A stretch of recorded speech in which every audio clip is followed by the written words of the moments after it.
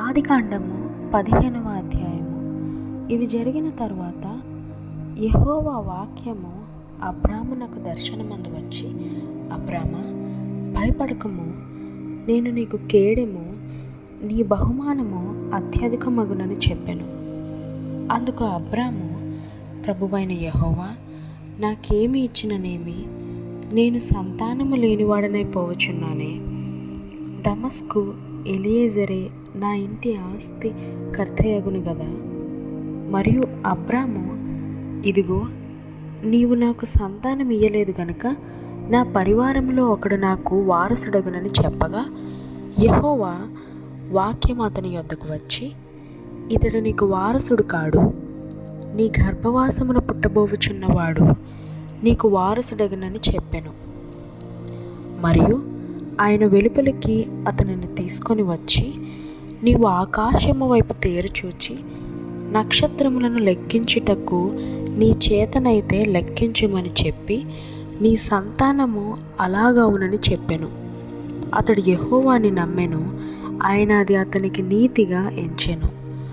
మరియు ఆయన, నీవు ఈ దేశమును స్వతంత్రించుకొనున్నట్లు దాని నీకిచ్చుటకు కల్దీయులు ఊరును పట్టణంలో నుండి నిన్ను యువతలకు తీసుకొని వచ్చిన యెహోవాని నేనే అని చెప్పినప్పుడు, అతడు, ప్రభువైన యెహోవా, నేను దీన్ని స్వతంత్రించుకొనేదనని నాకెట్లు తెలియననగా, ఆయన 3 ఏండ్ల పెయ్యను, 3 ఏండ్ల మేకను, 3 ఏండ్ల పొట్టేలును, ఒక తెల్ల గువ్వను, ఒక పావురపు పిల్లను నా యొద్దకు తెమ్మని అతనితో చెప్పాను. అతడు అవన్నీ తీసుకొని వాటిని నడుమకు ఖండించి దేని ఖండమును దాని ఖండమునకు ఎదురుగా నుంచెను. పక్షులను అతడు ఖండింపలేదు. గద్దలు ఆ కాలేబరముల మీద వాలినప్పుడు అబ్రాము వాటిని తోలివేశాను.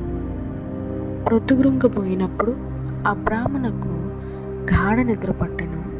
భయంకరమైన కటిక చీకటి అతని కమ్మగా, ఆయన, నీ సంతతి వారు తమది కాని పరదేశమందు నివసించి ఆ దేశపు వారికి దాసులుగా నుందురు.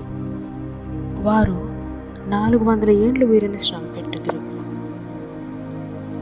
వీరు ఎవరికి దాసులవుదురో ఆ జనమునకు నేనే తీర్పు తీర్చుదును. తరువాత వారు మిక్కిలి ఆస్తితో బయలుదేరి వచ్చుదురు. నీవు క్షేమముగా నీ పితరుల యొద్దకు పోయిదువు, మంచి వృద్ధాప్యమందు పాతిపెట్టబడుదువు. అమోరీయుల అక్రమము ఇంకనూ సంపూర్ణము కాలేదు గనుక నీ 4వ తరము వారు ఇక్కడికి మరలా వచ్చెదరని నిశ్చయముగా తెలుసుకొనమని అబ్రాముతో చెప్పెను. మరియు ప్రొద్దుగుంకి కటిక చీకటి వచ్చినప్పుడు రాజుచున్న పొయ్యయు అగ్ని జ్వాలయును కనబడి ఆ ఖండముల మధ్య నడిచిపోయెను. ఆ దినమందే యెహోవా ఐగుప్తు నది మొదలుకొని గొప్ప నది అయిన యూఫ్రటీసు నది వరకు ఈ దేశమును, అనగా కెనీయులను, కనిజ్జీయులను, కద్మోనీయులను, హిత్తీయులను, పెరిజ్జీయులను, రెఫాయీయులను, అమోరీయులను, కనానీయులను, గిర్గాషీయులను, యోబుసీయులను నీ సంతానమునకు ఇచ్చి ఉన్నానని అబ్రాముతో నిబంధన చేసెను.